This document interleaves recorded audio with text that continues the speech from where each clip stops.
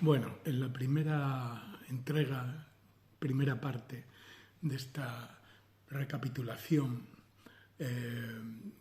relataba un poco cuál fue mi entrada en filosofía, ¿no? Fundamentalmente a partir de Ortega, generación del 98, posteriormente el encuentro con marxismo y psicoanálisis, la obra de Castilla del Pino, la obra de Marcuse, toda esta línea, Althusser o el marxismo italiano. Pero, digamos, los dos autores en los cuales yo me he centrado desde el principio fue la Spinoza y Deleuze, ¿no? Y ahí había, podría decir, utilizando las palabras sobre barroco, ¿no? de la importancia de la elipse en el barroco, ¿no? Especialmente en la obra de Guarino Guarini, que acabo de ver en la Catedral de Torino, ¿no? En la capilla del Sindone, del Sudario. Bien, hay mi análisis o el desarrollo de mi filosofía prácticamente a lo largo de toda su trayectoria se ha movido en una elipse con dos focos. Uno, el siglo XVII, barroco, especialmente el barroco de Spinoza, barroco español, y trabajando en un libro sobre pensamiento político español del barroco, especialmente la obra de Saavedra Fajardo y sus 100 empresas, ¿no? Y el otro polo el otro foco de esta elipse es el París del 68, fundamentalmente en la obra de los postestructuralistas como Deleuze y Guattari y Foucault. Barroco y neobarroco, es decir, hay una relación intrínseca, estructural, entre el barroco histórico del XVII y el neobarroco actual posmoderno. Los dos son respuestas a una misma crisis cultural, son respuestas a una pérdida de ilusión por la revolución, en un caso por las aportaciones fundamentales del humanismo, ¿no? Esa idea de una recuperación de la tradición clásica grecorromana y al mismo tiempo una vuelta a los orígenes del cristianismo, en un cristianismo del amor, en un cristianismo ético, cristianismo, digamos, limpio de todas las adherencias que la teología había añadido a lo largo de la Edad Media, ¿no? Este es el pensamiento erasmiano que fue al final, digamos, cortocircuitado, destruido por dos reformas, las dos, en cierto sentido, totalitarias, entre comillas. Una, la reforma protestante, que es un neomedievalismo, una vuelta a la esencia, en última instancia, paulo-agustiniana del cristianismo, ¿no? La modernidad de la reforma está, digamos, en la centralidad del individuo, pero desde el punto de vista teológico es un elemento absolutamente reaccionario, ¿no? Y frente a esa reforma original, la reforma católica, la contrarreforma, fundamentalmente a partir del Concilio de Trento, que fue la clave de la política cultural, religiosa y social de los Austrias españoles, ¿no? Con esa obsesión en eliminar la herejía y en asegurar la pureza del culto, que ha sido algo que ha marcado toda nuestra historia hasta nuestros días. Es decir, la idea, en última instancia, como decían los fascistas, de la España y la anti-España.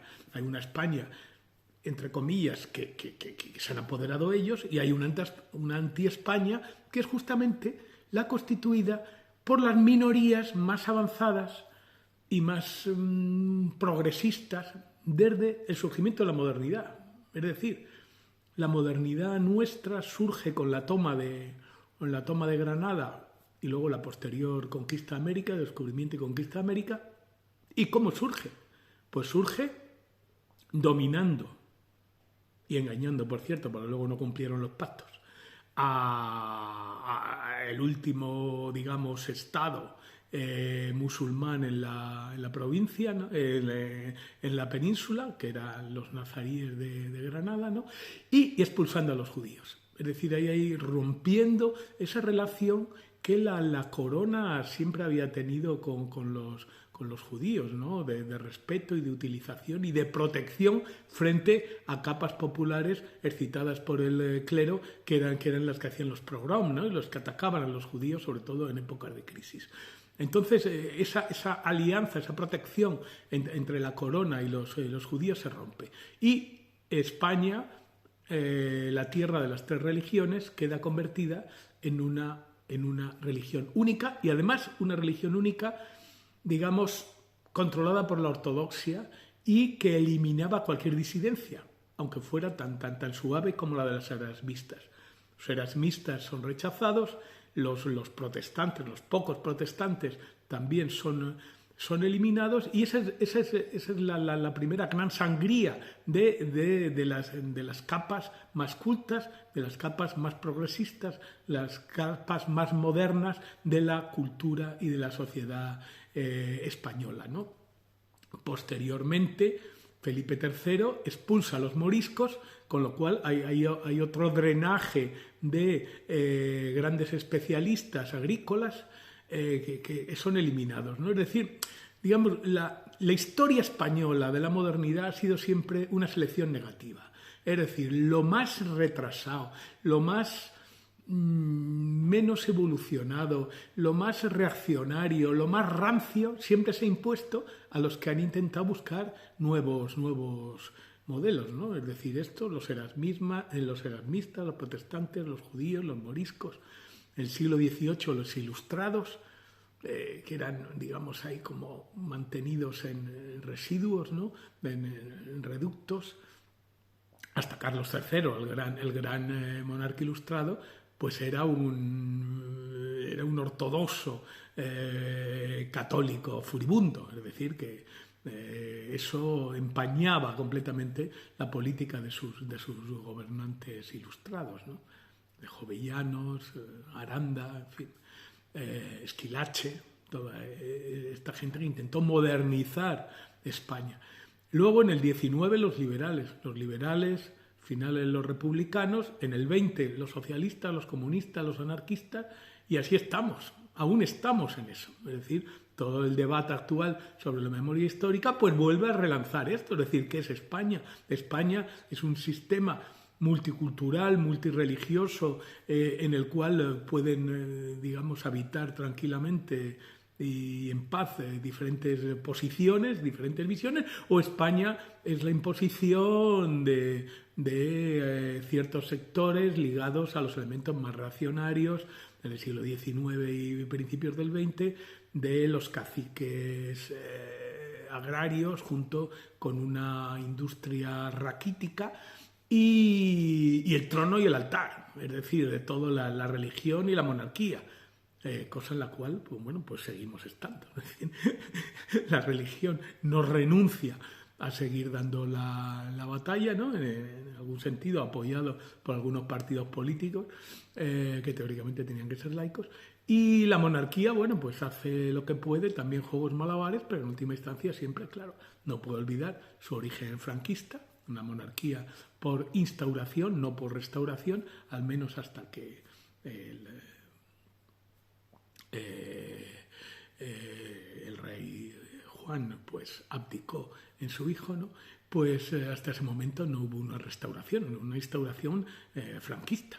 Y bueno, en las últimas fotos, películas del dictador, el rey, el llamado ahora emérito, pues estaba con Franco en las manifestaciones más antidemocráticas que hubo. Bien, quiero decir, esa ha sido una constante de selección negativa de la cual, bueno, pues aún seguimos sufriendo. Lo último, pues la República, con el exilio de los núcleos fundamentales del pensamiento, ¿no? Desde el nivel más bajo, los maestros, hasta los grandes universitarios, ¿no? Entre ellos, bueno, pues por ejemplo, Eduardo Nicol, o Sánchez Vázquez, o Gauss, es decir, o María Zambrano, esta gente, estos filósofos que se tuvieron que ir por incompatibilidad con el régimen fascista, incluso los problemas de Unamuno al final con y los de Ortega, claro.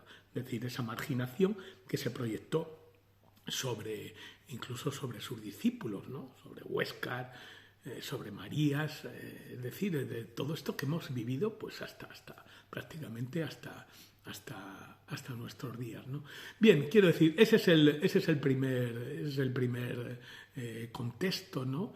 El barroco español. Y el segundo, mayo del 68. O sea, mayo del 68, aunque algunos pudieran decir, en plan así provocador, mayo del 68 no tuvo nunca lugar, es decir, hablando de esta idea de esta reconstrucción imaginaria de la historia, ¿no? Y es verdad, claro, mayo del 68 no tuvo lugar como triunfo político a corto plazo. Después, inmediatamente, pues volvió la derecha con gran fuerza. Pero lo que sí supuso mayo del 68, y claro, mayo del 68, como siempre, es una metonimia, es una sinécdoque, es una parte por un todo. Porque claro, mayo del 68 los franceses siempre venden muy bien su actividad, ¿no? Para ellos Picasso francés, en fin, todas esas cosas, ¿no? Goya casi era francés, en fin, todo esto, ¿no? Bueno, los afrancesados, se me ha olvidado, claro, los afrancesados. Moratín, Goya, ¿no? ¿Qué hacer? ¿Qué hacer cuando lo que uno piensa, que es la Revolución Francesa, entra sangre y fuego en la patria, ¿no? Y hace barbaridades? ¿Qué hacer? ¿Qué hacer? ¿Defender una monarquía corrupta unida a los curas clericales y al pueblo ignorante? ¿O convertirse al final en un exiliado que se va afuera, aunque a criticar violentamente también no solamente los rasgos atávicos de la cultura española, sino también la brutalidad con la que el Imperio francés quiso digamos, civilizar, entre comillas, a España, claro, igual que a Alemania y prácticamente a toda Europa, ¿no? Ese es otro problema enormemente trágico de los dos últimos siglos, de las dos grandes revoluciones, la Revolución Francesa y la Revolución Soviética, que es que al final la geopolítica se impuso. Y lo que tenían que ser revoluciones universales y universalistas se convirtieron en sumisión a la geopolítica, en un caso de Francia y su política, bueno, pues ya desde Luis XIV, y en el otro lado, pues en la política que estamos viendo, las últimas coletazos ahora, la política rusa, desde el surgimiento de Moscovia, por allá por el siglo XVI, con Iván el Terrible, Pedro, Catalina, los grandes zares ilustrados, hasta la Revolución de Octubre y la defensa en la guerra civil contra los blancos y las agresiones finales, la constitución al final del socialismo en un solo país, con lo cual ya en la propia definición quedaba ya limitado el proyecto de una revolución universal a la defensa de la geopolítica de un único país, ¿no? Entonces, quiero decir, es una tragedia de las revoluciones, que al final el elán vital, el proyecto queda, hombre, obviamente, porque libertad, igualdad y fraternidad, es decir, el proyecto de la Revolución Francesa sigue como horizonte ineliminable de nuestra época, y el horizonte también de la Revolución de Octubre, de un socialismo, es decir, de una posibilidad de control democrático soviético. Claro, los soviets eran democracia de base, fueron destruidos, primero congelados por Stalin y por Trotsky, y luego eliminados directamente por Stalin. Pero el proyecto de una democracia de los soviets, de un control del desarrollo y de la industrialización de forma más o menos alternativa al capitalismo, pues es un ideal que sigue funcionando. Lo que pasa es que, claro, ya al menos lo que sí nos explicó o lo que sí nos enseñó la experiencia del socialismo real es que socialismo y democracia son ineliminables. Ese fue el origen, obviamente, del socialismo español, del comunismo español, ese comunismo que ahora se intenta denigrar otra vez y que desde el año 56 había aceptado la democracia y había desarrollado una política de reconciliación nacional. En ese comunismo eurocomunista, pues fue donde me eduqué yo y donde aún sigo. Quiero decir que esa línea es absolutamente elemental, ¿no? Es decir, no hay socialismo sin democracia, pero tampoco hay democracia sin socialismo. Pues una democracia capitalista es un oxímoron, es una contradicción en los términos. Porque, claro, por definición el capitalismo es elitista, es elitario, es censitario y en realidad su forma adecuada de democracia es una democracia censitaria, que la gente pague según tenga dinero. O sea, eso la paguen los propietarios y los demás no. Porque, claro, ¿cómo van a hablar de las cosas de comer gente que no tiene responsabilidades y que no tiene nada que perder, ¿no?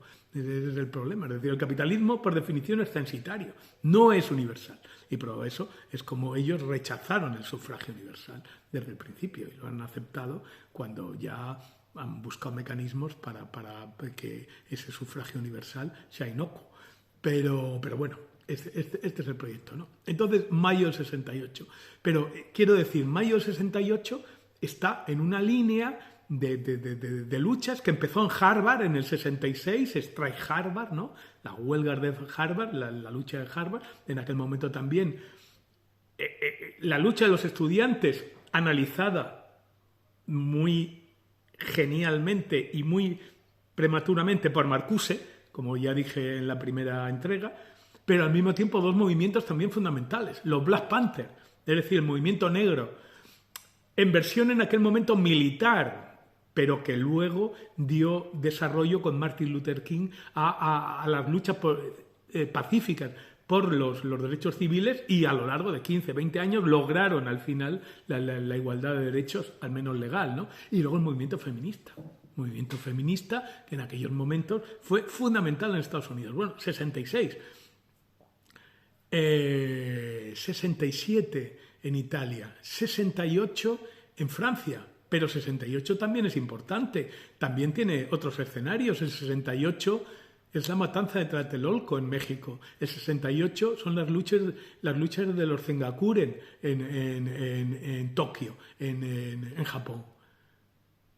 Y en el 69 nosotros al final el estado de excepción.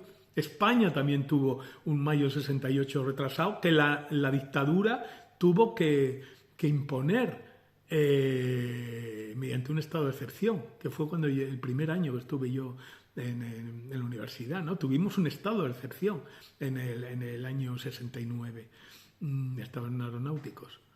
Entonces, claro, ahí, mayo 68 y el barroco hispánico, neobarroco, barroco, Deleuze, Spinoza. Ese ha sido el polo, ¿no? Los dos polos, los dos focos de mi investigación. Y ahí estaba Freud, estaba más, pero también otro elemento esencial en aquellos años, Nietzsche. La filosofía joven en aquel momento, la filosofía que quería romper con la que dominaba en la Universidad Española, tenía como tres salidas. Bueno, que por cierto eran las tres que ya analicé el otro día a partir de la explosión de Hegel, ¿no? Por un lado estaba una línea analítica, lógica y filosofía de la ciencia, filosofía del lenguaje, ¿no? Intentaban introducir una racionalidad y ayornatar el pensamiento, que ahí fue precisamente donde en su mayoría tomó la filosofía más clásica, ¿no? más derechista, una línea ahí, ¿no? Más línea anglosajona.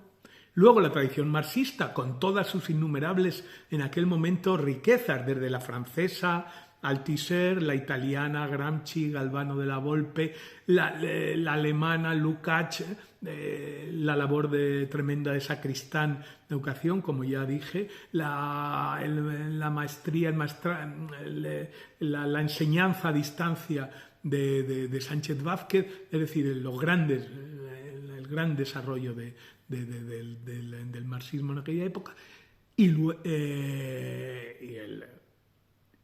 la otra línea donde estaba Nietzsche, lo que llamábamos los filósofos lúdicos, donde empezó Sabater, donde estaba Trías, ¿no?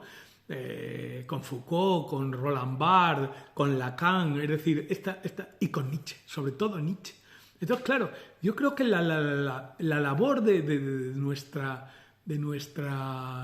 época, incluso aún el tema de nuestro tiempo, como diría Ortega, sigue siendo esa articulación entre la tradición marxista, la tradición psicoanalítica y la tradición nietzscheana, ¿no? Es decir, porque Nietzsche es un elemento absolutamente esencial. Bueno, los tres son, como yo he dicho en algún sitio, críticos modernos de la modernidad. Los tres, digamos, ponen el dedo en la llaga de líneas y de fisuras fundamentales en la modernidad, ¿no?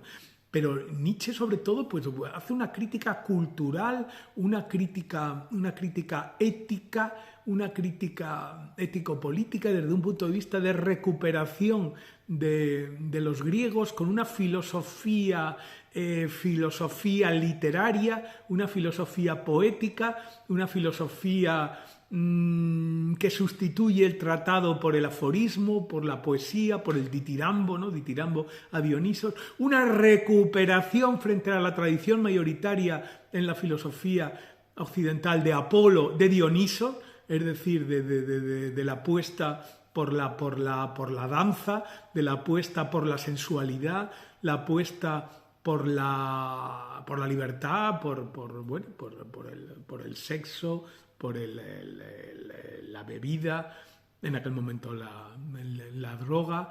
Es decir, todos estos elementos eran absolutamente, digamos, los elementos los mimbres con los cuales fuimos construyendo un poco nuestro pensamiento, ¿no? Un pensamiento que yo creo que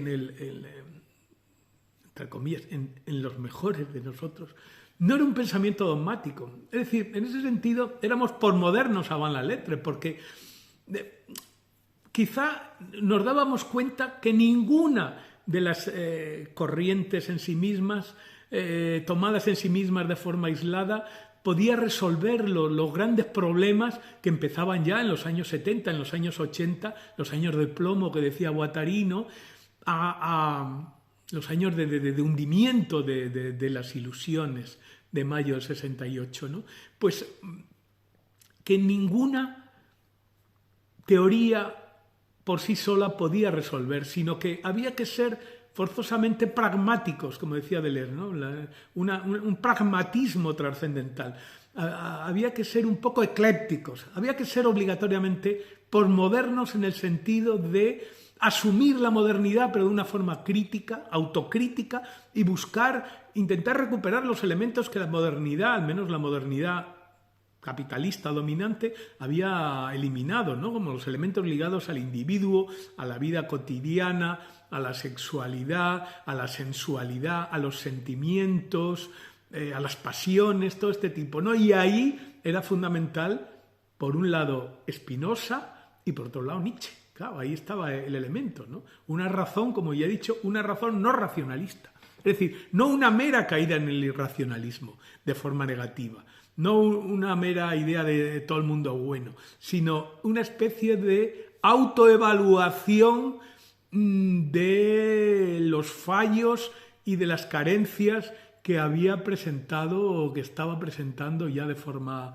digamos, palpable, de forma masiva, lo que eran unas fisuras que se habían ido detectando y solamente los grandes sismógrafos, como podía ser Nietzsche, como podía ser Musil, como podía ser Ortega, Simmel, eran capaces de detectar ya en nuestra época, en los años 80. Era una cosa evidente, era una cosa de periódico, ya la modernidad. Vamos a ver, no tanto como la posmodernidad de derechas liderada por Wojtyla y por todo el elemento reaccionario de los nuevos filósofos y tal, que vienen a decir con un realismo cínico: vuestro proyecto ilustrado, vuestro proyecto liberal en el auténtico sentido, no neoliberal, sino liberal, de libertad humana, de tolerancia, de democracia, no puede ser por motivos antropológicos. Porque el ser humano es un ser pecaminoso, un ser que tiene una mácula original, un pecado original, y eso le impide, digamos, desarrollarse. Entonces, para ese animal enfermo que es el hombre, hay que controlarlo. Entonces, los dos poderes, el poder político doblado por el económico y el poder religioso. Es decir, esa especie de contrarreforma que hubo en aquellos años con Wojtyla, con Thatcher, con Reagan, de una especie de ding dong, se acabó el recreo, ¿no? Como decía Sabina, es decir, ya habéis jugado, ahora viene la crisis, es decir, la utilización de la crisis como elemento antirrevolucionario, o sea, como elemento de aterrorizar y de introducir miedo, inseguridad en la gente, que es lo que volvemos a ver otra vez, ¿no? La utilización de la crisis en clave antiutópica, anticambio, antiprogreso, anti todo, es decir, una especie de pesimismo radical que se intenta infundir en la gente, especialmente en la juventud. Bueno, pues ahí, justamente, en esa situación, había una especie como de un poco la recuperación de Spinoza. Yo la hacía en una línea de resistencia. Vamos a ver, Spinoza, o mejor dicho antes, el barroco es una época de crisis, como muy bien analizó Maraval, de forma primigenia, y luego gente como mi gran amigo Fernando Rodríguez de la Flor y otros han desarrollado también, ¿no? La idea de una situación de crisis, una situación en la que las masas urbanas empiezan a aparecer como un elemento activo en la historia, y un intento de controlar eso mediante el Estado absolutista naciente. Los Austrias nuestros son reyes con pretensiones absolutistas, ¿no?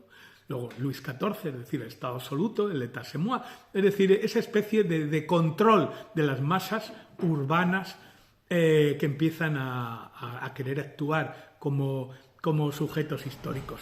Esa es la crisis del barroco. Ante la crisis del barroco, la contrarreforma supone la adaptación a la crisis, la aceptación a la crisis, el pesimismo, y ahí tenemos pues toda nuestra literatura pesimista, con Quevedo, incluso con Saavedra Fajardo, sobre el que estoy trabajando, el pesimismo, es decir, se hunde el mundo. Y claro, ese mundo que se hundía era el Imperio Español.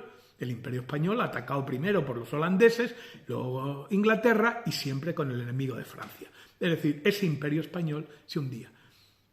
Pero hubo algunos, por ejemplo, Spinoza, que no hizo una filosofía de la crisis, sino una filosofía ante la crisis y contra la crisis. Entonces, la idea de Spinoza era: nuestro proyecto se ha hundido, es decir, ese proyecto renacentista, ese proyecto de ilusión, ese proyecto que está en el cristianismo de Erasmo, que está en la religión natural y racional de Spinoza, es un proyecto que ha hecho aguas, que se ha hundido. Pero hay que adaptarse a la crisis, no hay que aceptar la crisis, no hay que ser barrocos en ese sentido, sino guardar el proyecto racional y eso es lo que ha analizado Jonathan Israel y otros, ¿no? La idea de que la modernidad empieza en Spinoza, pero no tanto, y la ilustración, no tanto porque empiece en Spinoza, sino porque Spinoza conserva la llamita de la razón, ese proyecto preilustrado, protoilustrado, que era el Renacimiento, durante los años del plomo del Barroco, y luego eso permite que en el 18 la llama explote y salga la Ilustración. Es decir, algo parecido a eso. Entonces, la recuperación de Spinoza tiene ese sentido, lo mismo. Es decir, estamos en una situación neobarroca, una situación de derrota, los proyectos ilustrados los proyectos ilustrados en su nivel más importante ético-político, los proyectos ilustrados en el sentido tecnológico, industrial y científico de transformar la realidad, han ganado completamente, dominan, como muy bien analizó Heidegger con sus análisis sobre el Gestell, ¿no? La técnica es nuestro destino, es el destino del hombre moderno. O sea, ese aspecto de la Ilustración, ese aspecto de la modernidad ha triunfado. Lo que pasa es que los otros aspectos, el aspecto estético, el aspecto político, el aspecto ético, van con un decalaje, ¿no? Van retrasados. Entonces, bueno, la idea es esa. No aceptar la crisis, no adecuarse a la crisis, sino incluso en situación de crisis mantener la llamita abierta, una llamita para que en algún momento pueda venir otro proyecto de neoilustración, volvamos, la utopía momentáneamente congelada vuelva a poderse proyectar. Teniendo en cuenta que la utopía no es tanto, como muy bien criticó Marx, una construcción, digamos, que yo hago en mi casa o en mi pizarra, ¿no?, de un mundo ideal, sino al contrario, el descubrimiento y, reforzamiento de algunas tendencias de cambio que están ya íncitas, funcionando en la realidad. Como decía Marx, el socialismo no es un ideal a construir en línea kantiana, sino algo a desarrollar de forma hegeliana a partir de lo que hay, de los gérmenes ya presentes en nuestra sociedad. O sea, vamos a ver, si el marxismo pudo autodefinirse en línea, en escritos de Engels, como un socialismo no utópico, una crítica del socialismo utópico, no es porque rechace los ideales de igualdad, de libertad, de fraternidad que tenían los utópicos, sino porque ellos ponen el acento en la necesidad de conectar esos ideales con los momentos, los movimientos que en aquel momento el naciente proletariado, sobre todo el inglés y el francés, mucho más retrasado el alemán, infinitamente casi inexistente en aquella época el español o el italiano, estaban desarrollando. Es decir, no se trataba tanto de contraponer una polaridad kantiana, una escisión entre la realidad y el ideal, sino al contrario, de escudriñar, y ese es el estudio materialista, la realidad actual, para detectar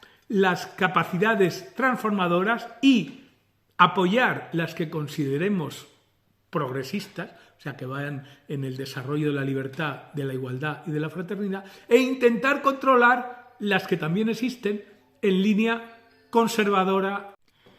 Decíamos que la crítica antiutópica de Marx, el poner su socialismo como un socialismo científico y no utópico, era primero porque analizaba científicamente, y en aquel momento científicamente significaba, según la economía política de corte inglés, fundamentalmente Adam Smith y especialmente Ricardo, las potencialidades que había en el capitalismo de la época.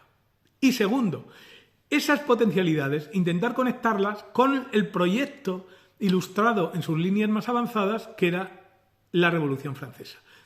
En ese sentido era antiutópico, no porque renunciara a los ideales, sino porque en lugar de proponerlos como ideales, digamos, aislados, ideales en el sentido de sin base real, intentaba conectarlo con lo que ya en aquel momento el proletariado estaba desarrollando a través de sus sindicatos, a través de su movilización política, a través de sus primeras sociedades secretas, etcétera, etcétera. Eso que al final, bueno, pues se condensó en la primera en la Primera Internacional. Es decir, esa línea es un poco lo que se trataba, o que al menos sería el horizonte de nuestra época, el tema de nuestro tiempo, ¿no? Es decir, cómo ser capaces de ver las virtualidades que están ya existentes en la propia realidad y a partir de ellas conectarlas con la gran tradición ético-política, incluso estética también, en la vida cotidiana de la Ilustración. Ese es un poco el proyecto, ese es el tema. Y ahí nos dábamos cuenta que una visión puramente analítica, cientificista, o una versión puramente marxista, ideológica, o incluso una versión puramente esteticista, existencialista, en una línea kierkegaardiano-nietzscheana de la filosofía lúdica, ya insisto, del primer Sabater y del primer Trías, eran insuficientes. Por eso había que hacer un entramado teórico que conjuntara esas aportaciones, ¿no? No se podía hacer, yo pienso que es imposible, y eso en las discusiones sobre la posmodernidad actuales se ven, hay un peligro anticientificista, antitecnológico, lo vemos con las discusiones actuales sobre el problema del cambio climático, sobre las catástrofes ecológicas, que hay que tener cuidado, es imposible, no podemos salir de los problemas actuales sin utilización de la ciencia. Pero claro, esa ciencia no puede, y esa tecnología no puede ser anárquica, dirigida solo por el mercado, sino que tiene que ser controlada democráticamente. No es lo que llamaban los italianos el controllo democrático del sviluppo, control democrático del desarrollo, es decir, un control que tenga en cuenta las necesidades de los seres humanos, no solamente las necesidades de acumulación del capital, que tenga en cuenta las necesidades de un medio ambiente que tiene que mantenerse, que tiene que sostenerse, etcétera, etcétera. Es decir, esta reflexión no puede ser anticientificista, no puede ser meramente idealista, no puede ser simplemente ética, es decir, unos ideales que hay que construir, caiga quien caiga, hay que tener en cuenta que toda ley, toda intervención tiene, como dicen los ingleses, byproduct, tiene sus productos, tiene consecuencias colaterales que hay que tener en cuenta porque pueden ser terribles. Hasta ahora, las consecuencias colaterales que no ha tenido en cuenta el desarrollo capitalista, pues han destruido el planeta, ¿no? Bien, entonces voy a dejarlo aquí ya recordando eso, ¿no? La necesidad de que este pensamiento posmoderno, este pensamiento actual, esta respuesta al tema de nuestro tiempo, tiene que tener en cuenta las tres patas. Una pata tecnológica, científica, autocriticada, como por ejemplo ha hecho Bruno Latour y otros, ¿no? Una parte marxista, yo creo que el gran Sartre, que decía que el marxismo sigue siendo el horizonte cultural, intelectual de nuestro tiempo, yo creo que es verdad. Es decir, el marxismo sigue siendo un elemento absolutamente central, liberado de sus dogmatismos, claro, para poder entender. Y luego el otro elemento, ese elemento nietzscheano, existencialista, que tiene en cuenta al individuo, que tiene en cuenta los cuerpos, que tiene en cuenta la vida cotidiana, que tiene en cuenta la afirmación, el gozo, el placer. Yo creo que también son elementos fundamentales. Entonces, con estas tres patas, que además son patas múltiples, es decir, una especie de pulpo proliferante, un rizoma, como dicen Deleuze y Guattari, con todos estos rizomas teóricos, es con lo que podremos intentar construir un pensamiento capaz de analizar el mundo y, al mismo tiempo, ser capaces de fabricar lo que mi maestro y amigo Francisco Jarauta denomina microutopías, es decir, la utopía como cambio de todo, de golpe e inmediato, es imposible, pero puede haber microutopías ligadas a la amistad, microutopías, él dice, locales, de barrio, de casa, de pueblo, de grupos de amigos, ahora de redes, las redes sociales, que claro, normalmente se utilizan para pendejadas, ¿no? Como dicen los mexicanos, para insultarse, para sacarse los ojos o para la trivialidad, pero que pueden ser utilizadas también para conectar a minorías extendidas a lo largo de todo el mundo y que pueden darse cuenta que no están solos y compartir experiencias tanto teóricas como prácticas. Bueno, lo dejo aquí. Muchas gracias.